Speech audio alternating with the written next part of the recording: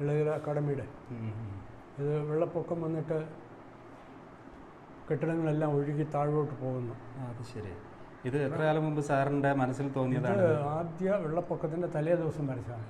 അത് ശരി. ഇത് വരച്ചതിൻ്റെ അടുത്ത ദിവസം അതെ ഒരു പിന്നെ എല്ലായിടത്തും വെള്ളപ്പൊക്കം വന്ന്. ഏത് ഇയറിലെ വെള്ളപ്പൊക്കത്തെക്കുറിച്ചാണ് പറയുന്നത്? ഇത് മുമ്പ് ആദ്യമായിട്ട് കേരളത്തിൽ വന്ന 2018. ഓക്കെ. ഈ പടം അന്ന് അതിൻ്റെ തലേ ദിവസം വരച്ചു. മഴയായിരുന്നു, മഴക്കാലമായിരുന്നു. നല്ല മഴയായിരുന്നു. മഴയെ ആശയമാക്കിയുള്ള ചിത്രം വരയ്ക്കാനാണ് പറഞ്ഞത്.